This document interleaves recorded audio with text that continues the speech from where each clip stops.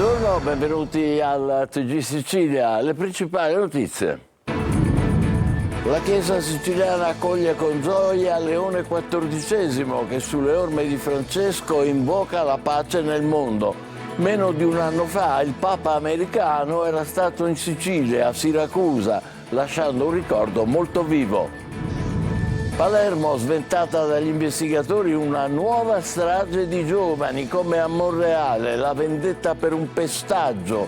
Il 1° maggio scorso a Falsomiele sarebbe scattata con fucili a pompa, pistole e mazze chiodate. C'è anche il nome di un imprenditore anti-racket nelle indagini antimafia dei carabinieri di Trapani, che hanno fatto 2 arresti nella famiglia mafiosa di Partanna. Anche la Premier Meloni ha ricordato l'omicidio di Peppino Impastato, giornalista e militante antimafia ucciso da Cosa Nostra 47 anni fa. A Cinisi gli studenti visitano il casolare dove Peppino è stato trovato ucciso. Nel pomeriggio corteo da Radio Out. Mala sanità al civico di Palermo, commissione d'inchiesta della regione dopo le denunce del medico di chirurgia toracica, operazioni non necessarie, esami inutili per incassare i rimborsi.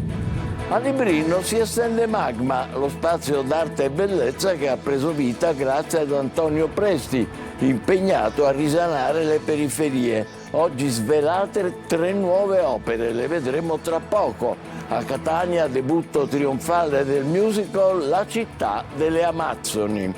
Calcio Serie B, il Palermo oggi è impegnato in casa con il Frosinone.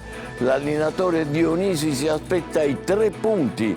I rosanero, vincendo, potrebbero virtualmente avere la certezza di giocare i play-off. Il Catania lavora a 2 giorni dall'andata della doppia sfida contro il Pescara, un avversario scomodo, ma anche, nel caso di passaggio del turno, un possibile trampolino di lancio per la fase finale della stagione.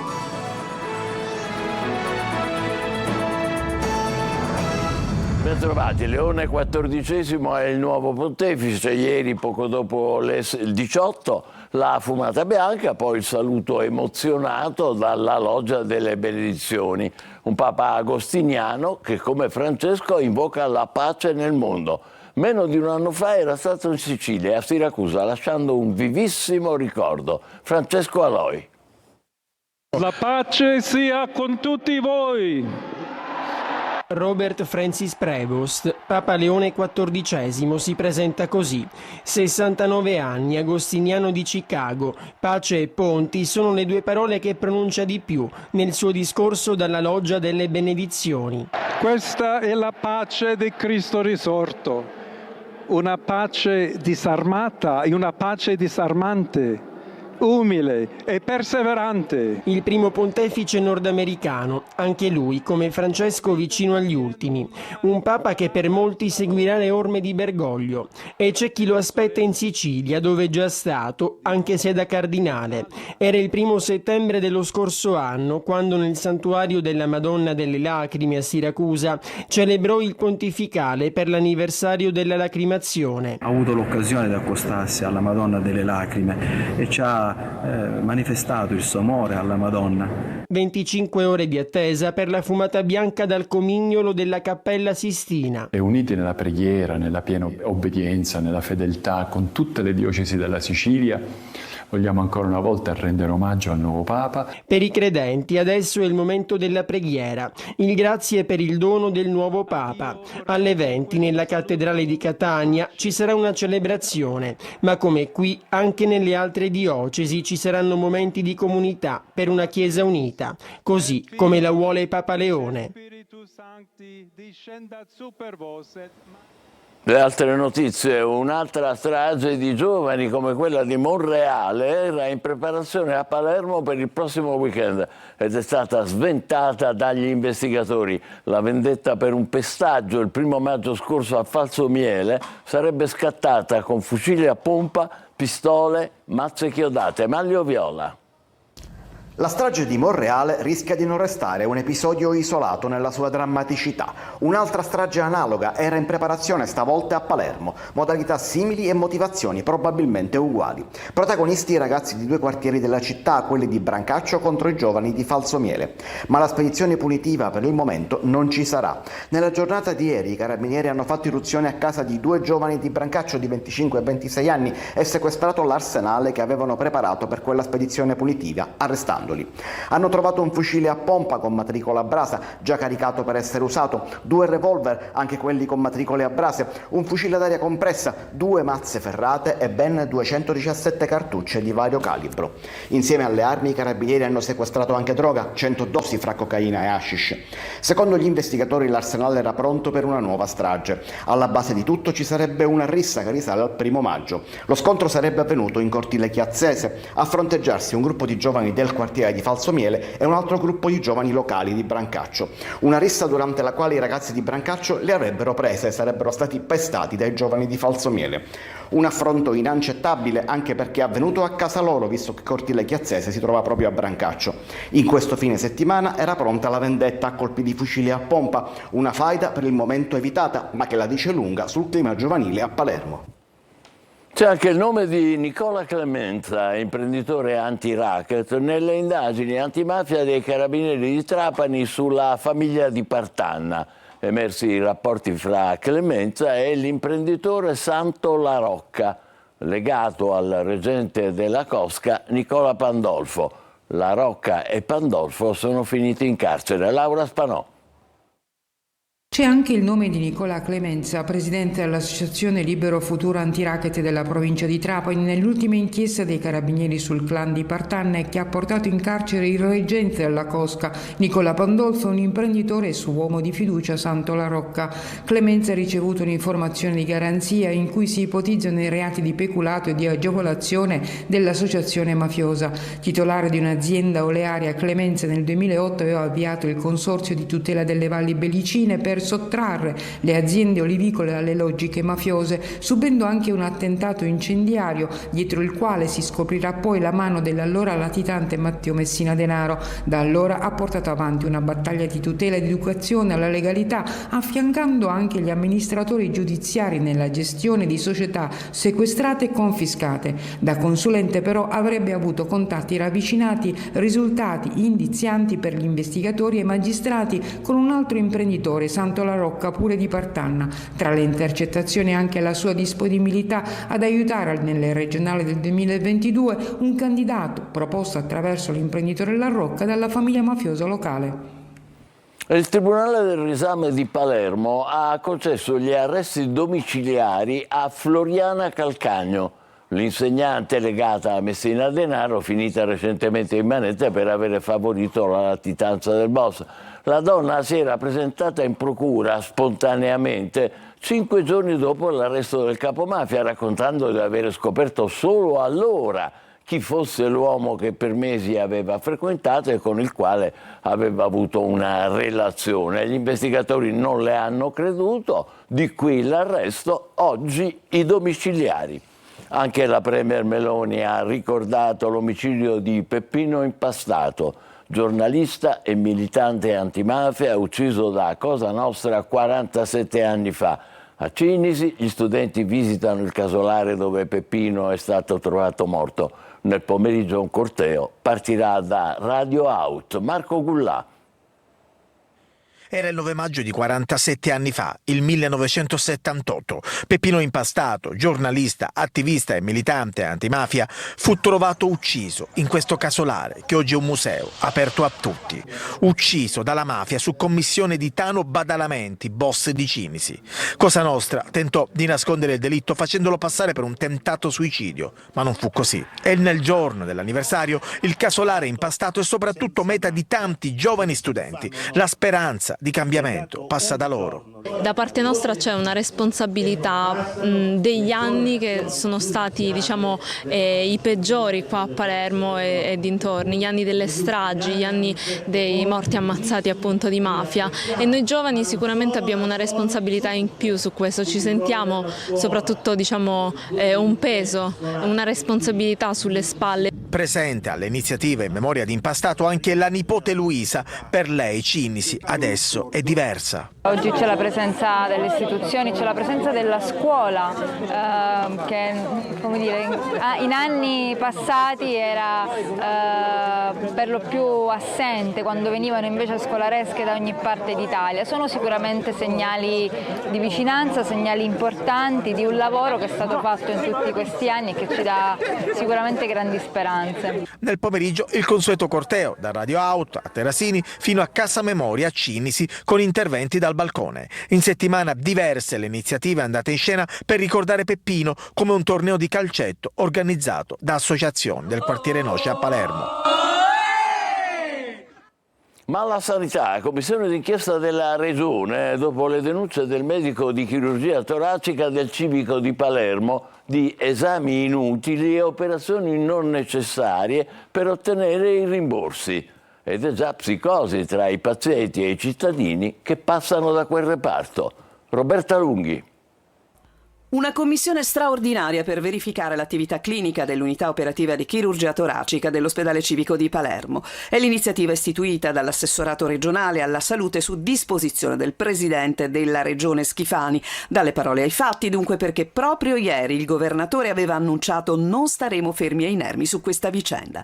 Il provvedimento è stato adottato a seguito di segnalazioni di un medico del reparto incriminato, inizialmente anonime, ma che poi hanno preso il volto del dottore Francesco Caronia, che hanno evidenziato possibili irregolarità nei ricoveri e negli interventi chirurgici effettuati negli ultimi 5 anni. Il riesame riguarderà tutte le cartelle cliniche dal 2020 al 2025, con attenzione alla correttezza dei percorsi terapeutici e alla coerenza delle scelte cliniche. La commissione, composta da 6 esperti provenienti da diverse aziende sanitarie siciliane, inizierà i lavori lunedì 12 maggio. Il racconto pubblico della morte di una paziente per un'operazione che, a detta del medico, non era necessaria, ha intanto generato un clima di paura e diffidenza nei confronti del reparto tra chi è stato operato e chi magari è in attesa di intervento. Il dottor Caronia, dopo essere stato ascoltato dall'assessore Faraoni, sarà convocato anche dall'Ordine dei Medici, che aprirà una sua indagine interna, mentre dalla Procura al momento nessuna apertura ufficiale di indagine, ma solo un fascicolo conoscitivo per acquisizione dei dati sul caso. Sempre a Palermo, al Policlinico, l'azienda ospedaliera dovrà pagare oltre €1 milione alla famiglia di una donna morta nel 2018 dopo un arresto cardiaco per shock settico, una morte che secondo il tribunale era evitabile. Incontro a Messina fra l'amministratore delegato della Stretto di Messina Ciucci e il sindaco Basile. Oltre ai progetti per il ponte, naturalmente, è in primo piano anche la definizione delle misure compensative da inviare a Bruxelles. Francesco Triolo. L'estate. L'obiettivo è entro l'estate. L'estate finisce, mi pare, il 20 settembre. Noi contiamo di farlo, quindi stiamo facendo una tempistica che è realistica. L'amministratore delegato della Stretto di Messina, Pietro Ciucci, dette i tempi dell'avvio dei primi lavori per il ponte alla luce dei prossimi passaggi in programma. Lo ha fatto a margine dell'incontro di questa mattina con il sindaco Federico Basile, presenti anche il vice sindaco Salvatore Mondella e il neocommissario dell'autorità portuale Francesco Rizzo, in cui si è discusso di opere compensative, capitolo che sta molto a cuore all'amministrazione, dalle strade alla rete idrica. Intanto però il piano delle opere compensative per la realizzazione del ponte è pronto per approdare a Bruxelles. Noi pensiamo che nei prossimi 10 giorni questa parte di competenza del MASE possa essere completata e quindi trasferita a Bruxelles tutta la documentazione, che non è soltanto il documento IROPI, quindi le misure imperative di rilevante interesse pubblico, no? Su cui si è concentrata magari l'attenzione, ma insieme a questo c'è il pacchetto, il piano dettagliato, ci tiene a dire il Ministero dell'Ambiente, delle misure compensative. Tra i documenti inviati a Bruxelles, anche uno ritenuto importantissimo, quello sulla copertura dei costi. Non è marginale, perché nel pericolo, nella preoccupazione dell'opera incompleta, no? del rallentamento dei cantieri, che sono preoccupazioni visto il track record di un po' di opere infrastrutturali in tutta Italia, ma anche in questo territorio, no? Un rischio vero. Avere le risorse finanziarie dall'inizio significa disinnescare in larga parte questo rischio della incompiuta. Catania e le sue 1000 contraddizioni alla bellezza del nuovo parco Famà fa da contrastare l'abbandono di via Sassari, dove il verde non è per nulla ornamentale. Marciapiedi ostruiti da rifiuti ed erbacce. Tonino De Mana. Un pochettino stona, lì abbandono, qui invece la grande cultura del giardino. La bellezza è il verde di Parco Famà, la bruttezza è l'abbandono di via Sassari. Separate da poche decine di metri, quanto basta per mostrarvi il rovescio della medaglia. Catania e le 1000 contraddizioni, lo abbiamo detto tante volte e troviamo sempre conferme. Mentre anche noi ieri osservavamo il fascino del nuovo parco e del parcheggio scambiatore, tanti catanesi ci sollecitavano di fare qualche passo, anzi di girare l'angolo. Ed eccoci qui, in via Sassari, dove il verde assume altre tonalità, non certo ornamentali. Impraticabile anche il marciapiede, invaso dalla vegetazione che fuoriesce dal Parco Falcone, ripulito in fretta e furia in vista dell'inaugurazione dell'adiacente Parco Famà. Per non parlare dei rifiuti sparpagliati ovunque. È sempre così, ogni volta che raccolgono il grosso della spazzatura resta poi tutto l'umido, soprattutto a terra, e nessuno spazza mai. Abbiamo denunciato 1000 volte la Gema Rifiuti, il Consiglio di quartiere, il Comune, il Sindaco. Mio marito ha mandato immagini dappertutto, non solo qui, anche in altre parti della città. Ritorna sempre sporco perché o per l'inciviltà oppure perché non passano gli spazzini. Le nuove fontanelle approvvigionano l'attività dei lavavetri, sempre attivi in viale Giuffrida. Abbiamo qui la piaga di questi poveri disgraziati che per sopravvivere ovviamente vanno a pulire vetri. Verde sfalciato e disseminato qua e là. Nella fretta di intervenire, qualcuno però si è dimenticato di un altro tratto di viale Sanzio, dove la vegetazione spontanea e rigogliosa fa ormai parte integrante del marciapiede.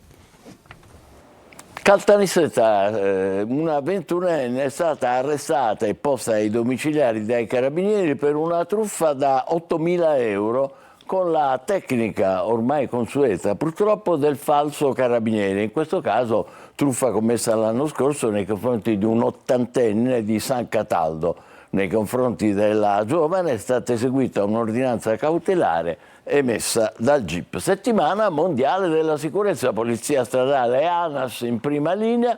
L'obiettivo: salvaguardare vite umane, far rispettare il codice della strada. Tonino De Mana.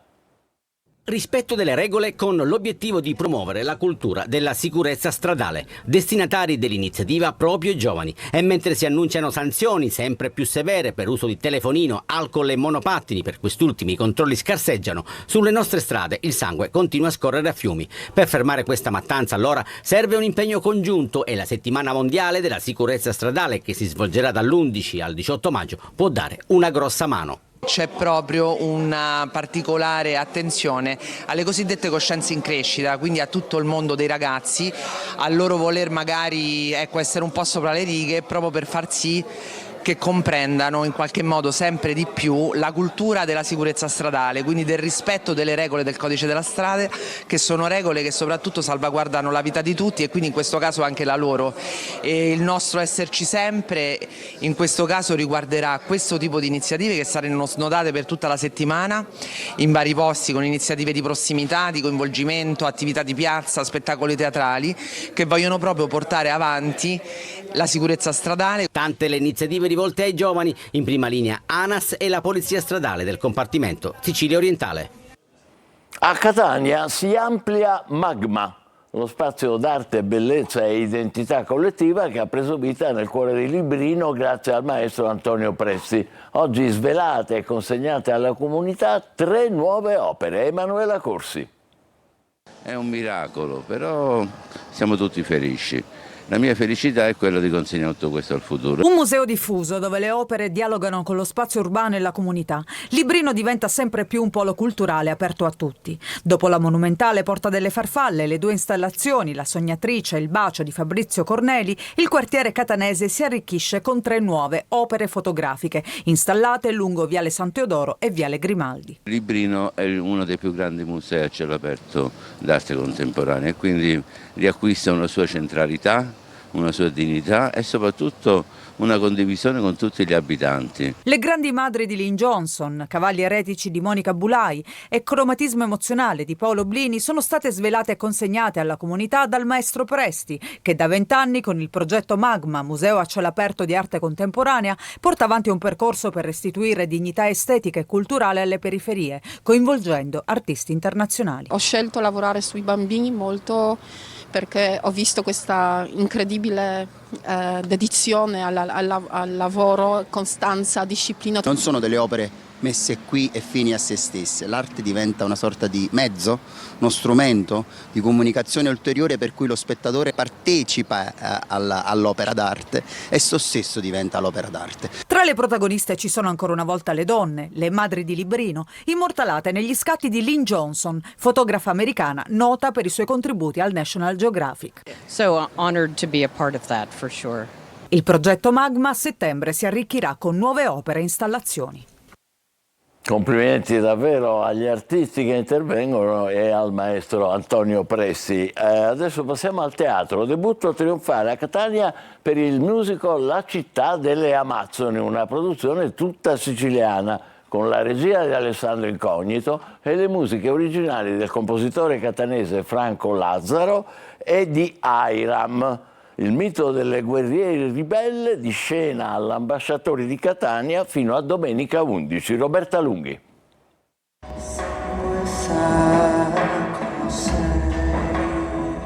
Un debutto nazionale che sa di trionfo per La città delle Amazzoni, opera musical, il colossal teatrale per la regia di Alessandro Incognito con musiche inedite di Franco Lazzaro e Hiram e coreografie di Erika Spagnola con il coro diretto da Lilla Costarelli che ieri ha trascinato e incantato il pubblico al Teatro Ambasciatori di Catania, un successo che premia ben 10 anni di grande lavoro.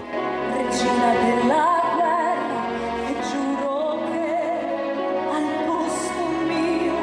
Nel racconto si intrecciano amore, amicizia, lotta per l'emancipazione femminile grazie al mito greco delle Amazzoni, le donne ribelli all'ordine patriarcale. Il messaggio è forte e chiaro verso l'ideale di una società che si fondi sul rispetto tra i generi.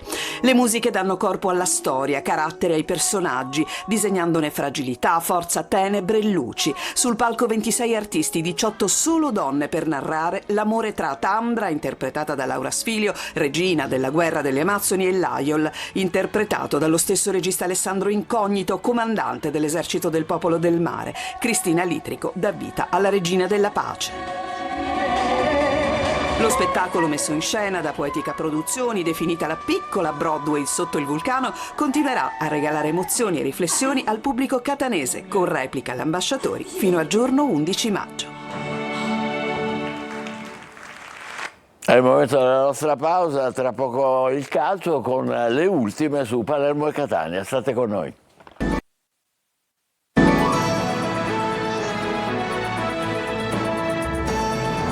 Calcio, penultimo impegno di campionato per il Palermo che stasera al Barbera affronterà il Frosinone. Marco Gullà. Non conta la prestazione ma solo la vittoria. Questa volta Alessio Dionisi fa outing e stasera nel match del Barbera contro il Frosinone si aspetta una sola cosa, i 3 punti. Il Palermo vincendo oggi potrebbe virtualmente avere la certezza di giocare i play-off e tornerebbe in corsa anche per il sesto posto, lontano un punto e occupato dal Catanzaro che però giocherà fuori casa a Sassuolo. Tante combinazioni, il Palermo però ha il destino nelle sue mani. Eravamo fuori dai playoff, ora siamo dentro e dobbiamo meritarci di star dentro. Nelle ultime 2 partite 2 risultati negativi hanno un po' complicato il nostro percorso, ma vuoi o non vuoi l'equilibrio che c'è ci vede ancora dentro. Abbiamo perso, ci siamo avvicinati più a quelle dietro che a quelle davanti, non era la nostra volontà, ora il nostro obiettivo è rimanerci dentro. Ci dobbiamo attaccare a questo perché è il nostro obiettivo.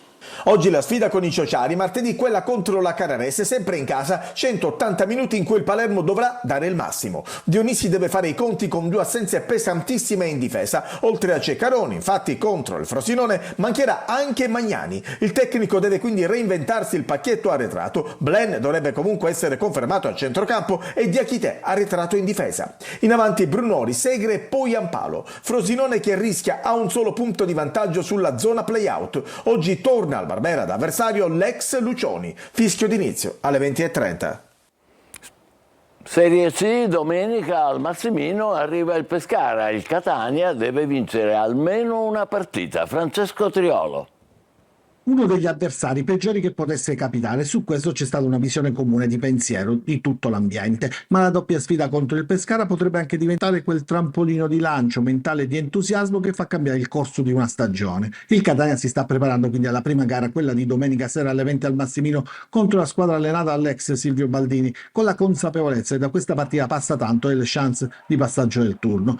Il Catania non è testa di serie, quindi per superare il turno avrà bisogno di vincere almeno uno dei 2 incontri, non sono previsti supplementari, con 2 pareggi supera il turno il Pescara. Ecco perché bisogna calare gli assi immediatamente. Toscano sta cercando in questi giorni di verificare la condizione dei suoi, visto che fino ad ora si è affidato ad un 11 collaudato e l'ipotesi è quella che potrebbe essere confermata anche contro gli abruzzesi. In città cresce l'attesa per la partita, tra l'altro Catania-Pescara da molti osservatori è giudicata come una possibile finale anticipata per il valore delle 2 squadre. I biancazzurri hanno cominciato la loro corsa nei playoff dal secondo turno nella fase del girone, battendo la Pianese per 2-1 con gol di Pierozzi e di Merola. Hanno quindi una partita in meno rispetto ai ragazzi di Toscano, aspetto da non sottovalutare. Non ci saranno i tifosi ospiti né all'andata né al ritorno. Telecolor, come di consueto ormai quest'anno, dedicherà 3 ore live alla partita con diretta stadio. Collegamenti con i nostri inviati, la presentazione della gara, le emozioni dei 90 minuti, le interviste post partita in anteprima ed i vostri commenti via WhatsApp. E noi ci fermiamo qui, grazie per essere stati con noi, buon pomeriggio.